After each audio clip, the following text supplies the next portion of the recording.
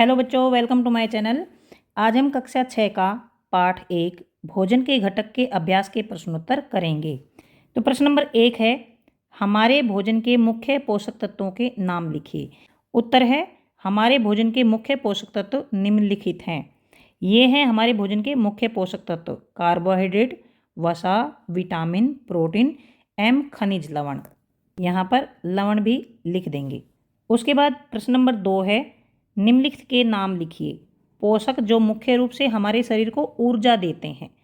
जो पोषक हमारे शरीर को ऊर्जा देते हैं वे हैं कार्बोहाइड्रेट और वसा। तो यहाँ से आप इनका उत्तर लिख लेना। उत्तर है कार्बोहाइड्रेट एवं वसा। तो यहाँ से आप इनके उत्तर लिख लेना। उत्तर है कार्बोहाइड्रेट और वसा, इसका उत्तर है। उसके बाद ख है, पोषक जो हमारे शरीर की वृद्धि एवं अनुरक्षण के लिए आवश्यक हैं। तो वृद्धि और अनुरक्षण के लिए, शरीर की वृद्धि और अनुरक्षण के लिए प्रोटीन आवश्यक है। तो यहाँ से लिख लेंगे प्रोटीन।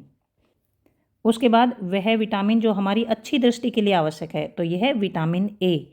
तो यहाँ से आप लिख देना विटामिन ए। उसके बाद वह खनिज जो अस्थियों के लिए आवश्यक है, मतलब हमारी हड्डियों के लिए आवश्यक है, वह खनिज है कैल्शियम। तो यहाँ से आप इसका उत्तर लिख देना। इसके बाद है प्रश्न नंबर 3, ऐसे 2 खाद्य पदार्थों के नाम लिखिए जिनमें निम्न पोषक प्रचुर मात्रा में उपलब्ध होते हैं। मतलब ऐसे पदार्थों के नाम लिखने हैं जिनको हम खाते हैं और उनमें ये पोषक तत्व होते हैं। जैसे वसा किस किस में होता है? तो वसा होता है घी और दूध में। और मंड किस में होता है? मंड होता है चावल और आलू में। आहारी रेशे किस में होते हैं? आहारी रेशे होते हैं सब्जी और फलों में। प्रोटीन किस में होता है? प्रोटीन होता है पनीर और राजमा में।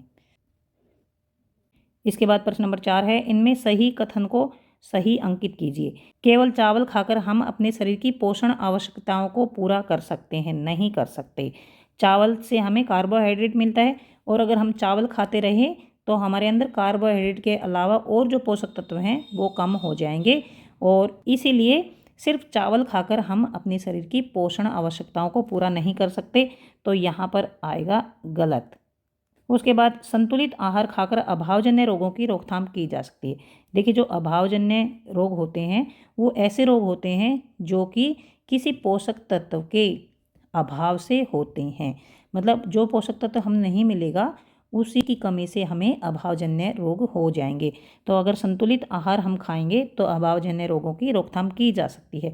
तो यह सही है।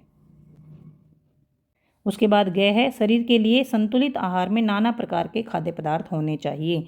मतलब जो संतुलित आहार होता है उसमें नाना प्रकार मतलब कई प्रकार के खाद्य पदार्थ होने चाहिए। तो ये सही है। संतुलित आहार में अलग अलग तरह के खाद्य पदार्थ होने चाहिए क्योंकि उनमें अलग अलग तरह के पोषक तत्व होते हैं। तो यह सही है।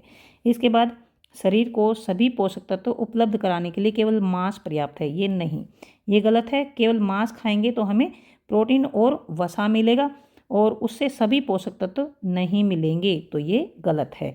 तो यहाँ से भी इनके उत्तर लिख सकते हैं। क का गलत है, ख का सही है, ग का भी सही है और घ का गलत है। उसके बाद प्रश्न नंबर 5 है, रिक्त स्थानों की पूर्ति कीजिए।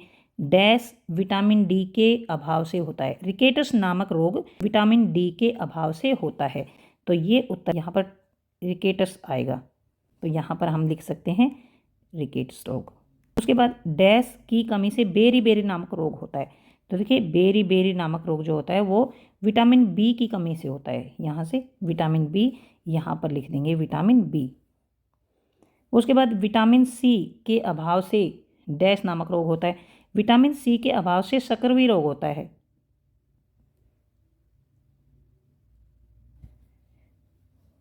और यहाँ से लिख देंगे शकरवी।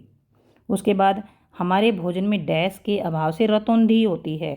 अगर भोजन में विटामिन ए की कमी होगी तो रतौंधी हो जाएगी। अगर हम विटामिन ए नहीं खाएंगे तो हमें रतौंधी हो सकती है। रतौंधी ऐसा रोग होता है जिसमें शाम होने पर कुछ भी दिखाई देना बंद हो जाता है। तो इसलिए विटामिन ए जरूर खाना चाहिए। तो यहाँ से लिख सकते हैं ऐसे। तो यहाँ तक इस पाठ के अभ्यास के प्रश्नोत्तर खत्म होते हैं। अब हम अगले वीडियो में अगले पाठ के अभ्यास के प्रश्नोत्तर करेंगे। अगर आपको समझ आ गए हैं प्लीज़ चैनल को सब्सक्राइब करें, अपने दोस्तों को शेयर करें, लाइक करें। Thanks for watching.